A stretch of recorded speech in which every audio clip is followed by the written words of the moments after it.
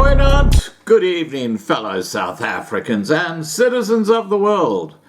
Now, at the end of all my videos, you'll see a couple of little images that appear.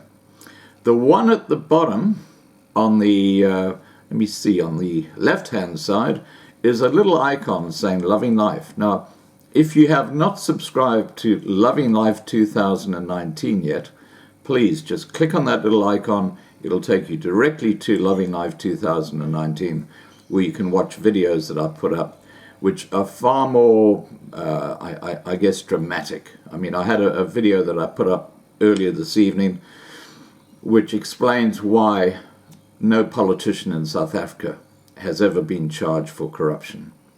And the example is really disturbing, and it's a true story. Now, let's get back to the situation here. We're talking South African Airways. Yes, they're back in the headlines again because they can actually pay their workers this month. Their January salaries will be paid. Following concerns over whether South African Airways would have been able to pay employees' salaries this month, it has now been confirmed that the embattled state-owned airline has the money available to do so, at least for January. South African Airways informed employees on Friday that it will pay salaries on the normal scheduled payment dates for January. A spokesperson for South African Airways business rescue practitioners said on Friday that although there is still no sign of the 2 billion rand promised by the government, South African Airways employees will receive their January salaries. The business rescue practitioners and management have taken various actions to ensure that cash is conserved. As a result, we have sufficient funds to pay salaries, said Louise Brugman. She added that the deadline for the business rescue practitioners to submit their business rescue plan for the airline is still before or at the end of February. Anton van der Bijl, head of the Union Solidarity's legal department, said that the union had been worried about whether South African Airways would be able to pay salaries this month. He said the news that payment would be forthcoming was met with relief. South African Airways was placed under business rescue in December last year. At the time, government and creditors jointly committed to 4 billion rand to the process as post-commencement finance, or PCF. The private sector has already lent South African Airways 2 billion rand in post-business rescue funding, and the government had promised to provide another 2 billion rand. Earlier this week, Finance Minister Tito Mboweni said Treasury was still trying to find additional financing. Moody's is looming in the background, and don't they just know it? Van der Bijl said, government showed its intention to try and save South African Airways by making the decision to put the airline in business rescue.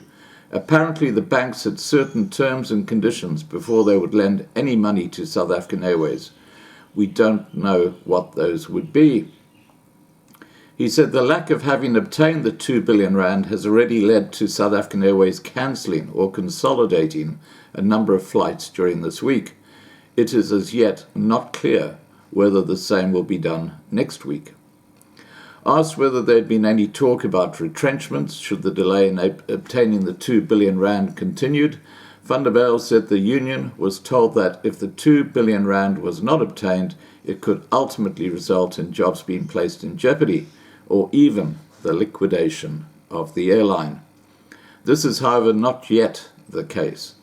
At a press conference in Davos, Switzerland on Friday, Mboweni was asked directly when the funds would be forthcoming. He declined to answer publicly, opting instead to answer questions about the troubled airline on the sidelines of the event. A reliable source who prefers to remain anonymous, but who has direct knowledge of South African Airways' financial situation and operations, said he too does not think government intends to willfully squeeze South African Airways into liquidation. In his view, the likely conditions set by the banks is that the government must show that it has competent management in place at South African Airways to execute whatever strategy is decided on to save the airline and make it sustainable. There you go. Black economic empowerment again lifts its ugly head. Anyway, Van der Bijl went on to comment that government usually has some escape doors available to access emergency funding. The question is why they would not use such an escape door in the case of the 2 billion rand needed for South African Airways. I think it comes against the backdrop of global sensitivity about sovereign debt levels and rerunnings of budgets. In his view, there is no way that government, after making a clear promise to pay the 2 billion rand, could not follow through, as this would create a huge trust issue if it does not follow through with the payment. He said, "In my view, the single biggest threat at South African Airways has been its inability to execute on strategy. Lenders always want to see progress made in this regard, so they likely put the condition that they want to see that South African Airways has the capacity and gumption to make tough decisions to execute on a business rescue plan." NUMSA spokesperson Fakameli Shlubi Majola said on Friday the union had been informed by business rescue practitioners that if the 2 billion rand were not obtained, South African Airways would face liquidation. She said, "We are very concerned about this. If the 2 billion rand is not obtained, it puts the business rescue plan in jeopardy."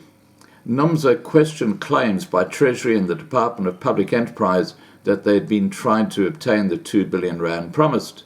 She said, if they had been truthful about this intention, the money would have been available in December already, and they would not still have to scramble for it by now in January.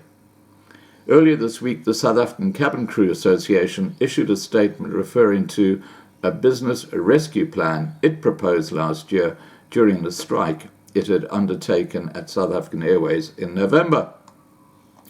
The plan addresses the losses made in South African Airways international business by proposing commercial joint venture agreements with companies such as Ethiopian Airlines and Air Mauritius. It also includes proposals for a joint venture between the South African Airways Technical and Lufthansa or a similar type of organization. So there you go, South African Airways is still hanging in the balance, even though Ace Magashula says it will continue. All right, guys, please remember to subscribe to be kept informed. Ring the bell for the updates. Please like this video. Please share this video. And above all, stay safe.